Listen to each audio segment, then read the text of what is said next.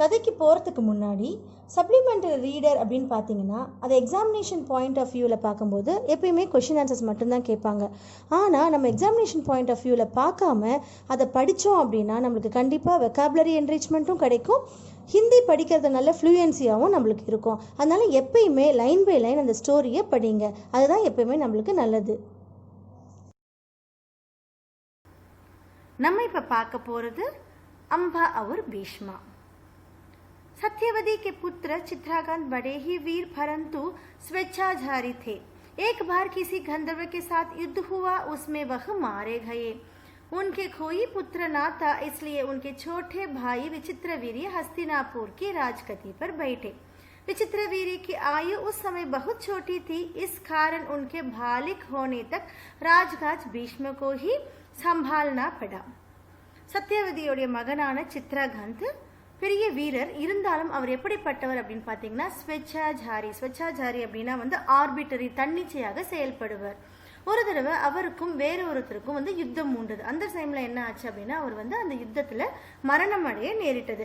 உஸ்மே வஹ் மாரே கயே. உன்கே கோய் புத்திரநாத், அவருக்கு எந்த மகனும் சந்ததிகள் இல்லாததுனால அவருடைய இளைய சகோதரனான விசித்திர வீரர் ஹஸ்தினாபுரோடைய அரியணையில் அமர வேண்டி வந்தது. இருந்தாலும் விசித்திரவீருக்கு ஆயு அந்த டைம்ல பார்த்தீங்கன்னா விசித்திரவீருடைய வயசு ரொம்பவும் சின்னதாக இருந்ததுனால, பகுத் சோட்டி, ரொம்பவும் சின்னவராக இருந்ததுனால உஸ்கே பாலிக் ஹோனே தக், அதாவது அவர் வாலிபரா ஆகிற வரைக்கும் இந்த அரியணையை அவர் பாதுகாக்க வேண்டிய கடமை பீஷ்மர்கிட்ட ஒப்படைக்கப்பட்டது. சம்பால்னா படம். जब विचित्रवीर्य विवाह के योग्य हुए तो भीष्म को उनके विवाह की चिंता हुई। उन्हें खबर लगी कि काशीराज की कन्याओं का स्वयंवर होने वाला है। यह जानकर भीष्म बड़े खुश हुए और स्वयंवर में सम्मिलित होने के लिए काशी रवाना हो गया। ஸோ இதே மாதிரி நடந்துகிட்டே இருக்கும்போது விசித்திரவீரருடைய அவரும் வளர்ந்துட்டாரு, அவருக்கு விவாகமாக வேண்டிய வயசு வந்துச்சு. விவாகம்கே யோகியா ஹுயே. அப்போ பீஷ்மர் என்ன பண்ணாரு, அவருடைய கல்யாணத்தை பற்றின கவலை பீஷ்மருக்கு வர ஆரம்பிச்சிச்சு. விவாவுக்கு சிந்தா ஹுயி. உன்ஹே கபர் லகி. கபர் அப்படின்னா நியூஸ், அவருக்கு ஒரு இன்ஃபர்மேஷன் கிடைக்குது. அது என்ன இன்ஃபர்மேஷன் அப்படின்னு பார்த்தீங்கன்னா காஷிராஜ் அவருடைய மகள்களுக்கு, கன்யாவும் மகள்களுக்கு சுயம்பரம் நடத்துகிற மாதிரி ஒரு இன்ஃபர்மேஷன் பீஷ்மருக்கு கிடைக்குது. எஹ் ஜான்கர், இந்த விஷயத்தை தெரிஞ்சு கொண்டு பீஷ்மர் என்ன பண்ணார் அப்படின்னு பார்த்தீங்கன்னா படே குஷ் ஹுயே, ரொம்ப சந்தோஷம் அடைகிறார். அதே மாதிரி ஸ்வயம்வர் மே சம்பளித் ஹோனே. சம்பளித் அப்படின்னா அதில் பார்ட்டிசிபேட் பண்ணுறதுக்காக, அதில் அவரையும் போய் கலந்துக்கிறதுக்காக என்ன பண்ணாரு, காஷி ரவானா. ரவானானா யாத்திரையை தொடங்குறாரு. காஷி போகிறதுக்கான யாத்திரையை அவர் தொடங்குறாரு.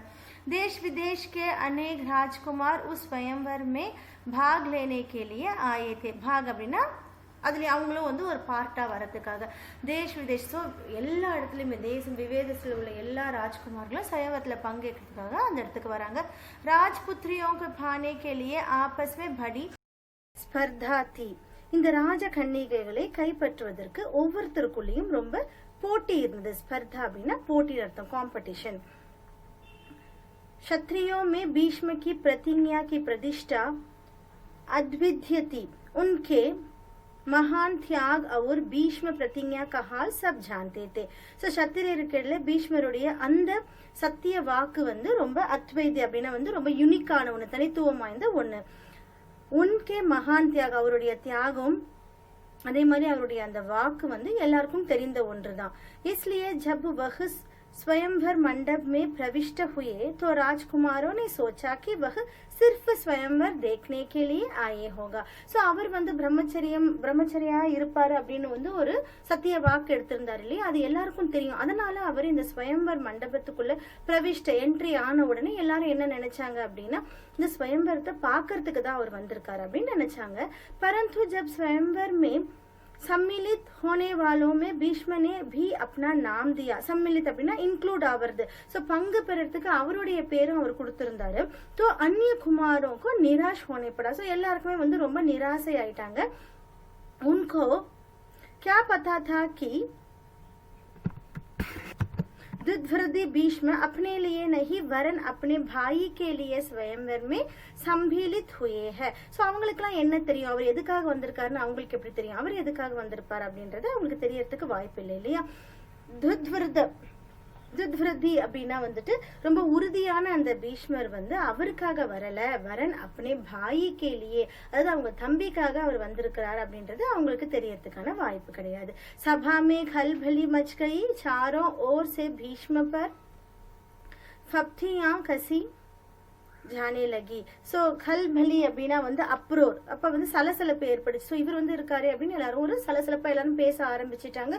சாரோ ஓர் சே பீஷ்ம பர் ஃபப்தியா கசி ஜானே லகி. ஸோ எல்லாருமே அவருக்கு எதிர்ப்பா தெரிவிக்க ஆரம்பிச்சிட்டாங்க. ஃபப்தியம் அப்படின்னா எதிர்ப்பு தெரிவிக்கிறது. மானாக்கி भरतवंशी भीष्म बड़े बुद्धिमान और विद्वान है, स्वयंवर से उन्हें क्या मतलब.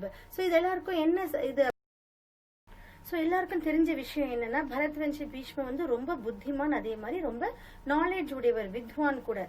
இவருக்கு ஸ்வயம்பரத்துல என்ன வேலை இருக்கு அப்படின்ற மாதிரி எல்லாரும் பேச ஆரம்பிச்சிட்டாங்க. இன்கே பிரன் கா கியா ஹுவா. பிரன் அப்படின்னா அவர் கொடுத்த வாக்கு என்ன ஆச்சு. ஜீவன் பர் பிரம்மச்சரிய ரஹனே கி இன்ஹோனே ஜோ பிரதிஜ்ஞா கி தி கியா வஹ் ஜூட்டி தி. ஸோ வாழ்க்கை முழுக்கும் பிரம்மச்சரியமா இருப்பேன் அப்படின்னு அவர் கொடுத்த வாக்கு என்ன, பொய்யானதா, ஜூட்டி பொய்யானதா அப்படின்னு எல்லாரும் பேசுறாங்க. इस भांति सब राजकुमारों ने भीष्म की हंसी उठाई, यहाँ तक कि काशीराज की कन्याओं ने भी भीष्म की तरफ से दृष्टि फेर ली और उनकी अवहेलना सी करके आगे की ओर चल दी. இந்த மாதிரி எல்லாருமே பேசி பீஷ்மரை வந்து ஹன்சி உடைய அவரை வந்து கேலியா பண்ண ஆரம்பிச்சுட்டாங்க. அப்போ இந்த காஷிராஜ் அந்த 3 பெண்களும் என்ன பண்ணாங்க அப்படின்னா பீஷ்மகி தரப்சே திருஷ்டி ஃபேர் அப்படின்னா அவங்களும் என்ன பண்றாங்க, பீஷ்மர் ஒரு பார்வை பார்த்துட்டு அவஹேல்னா அப்படின்னா வந்து டிஸ்ரிகார்ட், மரியாதை இன்மையா அவரை செஞ்சுட்டு அவங்க முன்னாடி நடந்து போறாங்க. பீஷ்ம இஸ் அவஹேல்னாக்கோ சஹ்னா சகே. ஸோ இந்த மாதிரி பண்ண அந்த டிஸ்ரிகார்ட்லெஸ் அவங்க பண்ணது வந்து பீஷ்மரால பொறுத்துக்க முடியல. உன்ஹோனே சபி ராஜ்குமாரோं को हराकर तीनों राजकन्याओं को बलपूर्वक रथ पर बैठा लिया और हस्तिनापुर को चल दिया. இந்த மாதிரி அவங்க பண்ண உடனே அவரால் அதை சகிச்சிக்க முடியல. உடனே அவர் என்ன பண்ணாரு அப்படின்னா மற்ற எல்லா ராஜ்குமார்களையும் ஹராக்கர் எல்லாரையும் தோற்கடித்து விட்டு இந்த ராஜகன்னியர்களை பல்பூர்வக் அப்படின்னா ரொம்ப ஃபோர்ஸ்ஃபுல்லி பலவந்தமாக அவங்கள ரதத்துல உட்கார வச்சு ஹஸ்தினாபூருக்கு கொண்டு போறாரு. शौभदेश का राजा शालव बड़ा वीर था, काशीराज की सबसे बड़ी कन्या अम्बा उस पर अनुरुक्त थी. அதே மாதிரி அங்க இருக்கிற சுயம்பரம்ல வந்து இருக்கிற ஷௌபதேஷோட ராஜா வந்து ஷாலவ் அப்படின்றவர் ரொம்ப வீரம் புரிந்தவர். அவர் என்ன பண்றாரு அப்படின்னா காஷிராஜாவோட சப்சே படி கன்யா அம்பா, சோ முதல் பெண்ணான அம்பா வந்து அவர் மேல அனுருக்த் அப்படின்னா வந்து கொஞ்சம் விருப்பம் உடையவங்களா இருக்காங்க. அவர் உஸ்கே மன்ஹிமன் அப்படின்னா பதிமான் சுக்கிதி. அது மட்டும் இல்லாம அவங்கள மனசால அந்த காஷிராஜ் ஷாலவ் வந்து ஷௌபதேஷ் ஷாலவ் வந்து ராஜா ஷாலவ் வந்து அவங்களுடைய மனசுல வந்து அவங்களோட ஹஸ்பண்டா ஏத்துட்டு இருக்காங்க. மன்ஹிமன் அப்படின்னா பதி मान चुकी थी. शालव ने भीष्म के रथ का पीछा किया और उसको रोकने का प्रयत्न किया. அப்ப ஷாலவ் என்ன பண்றாரு அப்படின்னு பாத்தீங்கன்னா பீஷ்மரோட ரதத்தை வந்து பின்னாடியே வராரு, அந்த ரதத்தை நிறுத்துறதுக்காக ட்ரை பண்றாரு. इस पर भीष्म और शालव के बीच கோர் யுத்த சிட்டுகையா. சோ அவங்க 2 பேருக்கு இடையில, அதாவது ஷாலவுக்கும் பீஷ்மருக்கு இடையில ரொம்ப பெரிய யுத்தமானது அங்க மூழ்கிறது. பீஷ்மனே உசே ஹராதியா. அப்ப என்ன பண்றாருன்னு பாத்தீங்கன்னா பீஷ்மர் வந்து அவர் ஜெயிச்சிடுறாரு. கிந்து காஷிராஜ் கி கன்யாவோं की प्रार्थना पर उसे जीवित ही छोड़ दिया. சோ இருந்தாலும் அந்த காஷிராஜர் அந்த மகள்கள் வந்து வேண்டி கேட்டதுனால அவரை வின் பண்ணாலும் அவரை வந்து உயிரோட வந்து விட்டுடுறாரு. भीष्म काशीराज की कन्याओं को लेकर हस्तिनापुर पहुंचे. सो इवंग 3 பேரையும் கூட்டிட்டு हस्तिनापुरத்துக்கு பீஷ்மர் போறாரு.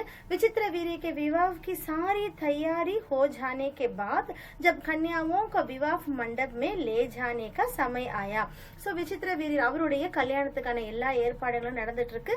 அந்த டைம் என்ன டைம் அப்படின்னு பாத்தீங்கன்னா இந்த கன்யாவும் இந்த பெண்களை வந்து விவாக மண்டபத்துக்கு அழைத்து செல்றதுக்கான ஒரு டைம் வந்துடுச்சு. तो काशीराज की बड़ी बेटी अम्बा एकांत में भीष्म से बोली. அந்த டைம்ல இந்த மூத்த மகளான அம்பா என்ன பண்றாங்க அப்படின்னா ஒரு ஏகாந்த அந்த குரல்ல வந்து பீஷ்மர் கிட்ட சொல்றாங்க, गंगे मैंने अपने मन में சௌபதேஷ் கி ராஜா ஷாலவ் கோ அப்னா பதி மான் லியா ஹை. சோ என்ன சொல்றாங்க, கங்கைனா கங்கா புத்திரரே, நான் வந்து மனசால சௌபதேஷோட ராஜா ஷாலவ் வந்து என்னுடைய கணவனா நான் ஏத்துட்டு இருக்கேன். இசி பீச் ஆப் முझे பல்பூர்வக் யஹா லே ஆயே. இந்த மாதிரி இருக்கும்போது நீங்க என்ன பண்ணிட்டீங்க, பல்பூர்வக் அப்படின்னா வந்து நீங்க வந்து ஃபோர்ஸ்ஃபுல்லா எங்களை வந்து இந்த இடத்துக்கு நீ என்ன கூட்டிட்டு வந்துட்டீங்க. மேரே மன் கி பாத் ஜானே கே பாத் ஆப் மேரே பாரே மே அப் ஜோ உச்சித் சம்ஜே கரே. என்னோட மனசுல என்ன இருக்குதுன்னு தெரியாம மேரே மன் கி பாத் ஜானே கே பாத், என் மனசுல இருக்கிறது என்னன்னு தெரிஞ்சுக்கிட்டு ஆப் மேரே பாரே மே ஆப் ஜோ உச்சித் சம்ஜே. சோ என்ன பத்தி எது நல்லதுன்னு நீங்க நினைக்கிறீங்க இல்லையா, உச்சித் அதுதான் நல்லது எனக்கு அப்படின்னு நீங்க நினைக்கிறீங்க இல்லையா, அதை நீங்க பண்ணுங்க. முதல்ல என் மனசுல இருக்கிறத நீங்க தெரிஞ்சுக்கோங்க அப்படின்னு அவங்க சொல்றாங்க. भीष्म को अम्बा की बात समझी, उन्होंने अम्बा को उसकी इच्छा अनुसार उचित प्रबंध के साथ शालव के पास भेज दिया. ஸோ பீஷ்மர் என்ன பண்றாரு, அவங்க அந்த மாதிரி சொன்ன உடனே அம்பாவுடைய பாத் அவங்களுடைய வார்த்தைகளை வந்து செக் பண்றாரு. இது சரிதானா, அவங்க சொன்னதெல்லாம் சரிதானா அப்படின்னு செக் பண்றாரு. சரின்னு அவருக்கு மனசுல பட்ட உடனே உன்ஹோனே அம்பாக்கோ உஸ்கி இச்சா அனுசார், ஸோ அம்பாவை அவங்களுடைய மனது விருப்பத்துக்கு ஏத்தா மாதிரி உச்சித் பிரபந்த் அப்படின்னா வந்து ஒரு நல்ல ஒரு குழு கூட சேர்த்து ஷாலவ் கே பாஸ் பேஜ் தியா, ஷாலவ் ராஜா கிட்ட அனுப்பி வைக்கிறாரு. அம்பாக்கி தோனோ பெஹனோ, ஸோ அவங்களை அனுப்பி வச்சதுக்கு பிறகு அவங்களுடைய 2 தங்கைகளை, அதாவது அம்பிகா और अंबालिका, இவங்க 2 பேரையும் विचित्र वीर्य के साथ विवाह करा दिया, விவாகம் பண்ணி வைக்கிறாங்க. अम्बा अपने मनोनीत वर शौभराज शालव के पास गई और सारा वृथात कह सुनाया. சோ அம்பா என்ன பண்றாங்க அப்படின்னா மனோனித்துவர், அவங்களுக்கு மனசுக்கு பிடித்த அந்த சௌபராஜ் ஷாலவ் கிட்ட போறாங்க. சாரா விருத்தாந்த் கஹு சுனாயா அப்படின்னா வந்து என்னெல்லாம் நடந்தது அப்படின்றத ஃபுல்லா அவங்க கிட்ட சொல்றாங்க. உஸ்னே கஹா ராஜன் மை आपको ही अपना पति मान चुकी है. சோ அவங்க கிட்ட என்ன சொல்றாங்க, அந்த சௌபராஜ் ஷாலவ் கிட்ட சொல்றாங்க, நான் உங்களை தான் மனசார என்னுடைய கணவனா ஏத்துட்டு இருக்கேன். मेरे अनुरोध से भीष्म ने मुझे आपके पास भेजा दिया. अनुरोध அப்படின்னா ரெக்வெஸ்ட், என்னோட ரெக்வெஸ்ட் நான் பரிந்து கேட்டதுனால பீஷ்மர் என்ன பண்ணிருக்காருன்னா என்ன உங்ககிட்ட அனுப்பி வச்சிருக்காரு. आप मुझे अपनी पत्नी स्वीकार कर ले, நீங்க என்ன உங்களோட மனைவியா ஏத்துக்கணும் அப்படின்னு கேக்குறாங்க. பர் ஷாலவ் நா மானா, ஆனா அந்த ஷாலவ் ராஜா வந்து அதுக்கு ஒத்துக்கல. உஸ்னே அம்பா से कहा, அவர் என்ன சொல்றாரு அப்படின்னா सारे राजकुमारों के सामने भीष्म ने मुझे युद्ध में பராஜித் கியா அப்படின்னா என்ன அர்த்தம் அப்படின்னா எல்லா ராஜகுமாரர்கள் முன்னாடியும் பீஷ்மர் வந்து என்ன பண்ணிருக்காரு, என்ன வந்து யுத்தத்துல வந்து ஜெயிச்சிருக்காரு, பராஜித் கியா. और तुम हे बलपूर्वक हरण करके ले गया, அது மட்டும் இல்லாம உங்களையும் என்ன பண்ணிருக்காரு, பல்பூர்வக் அதாவது ஃபோர்ஸ்ஃபுல்லா உங்களை கைதி பண்ற மாதிரி உங்களை கூட்டிட்டு போயிருக்காரு.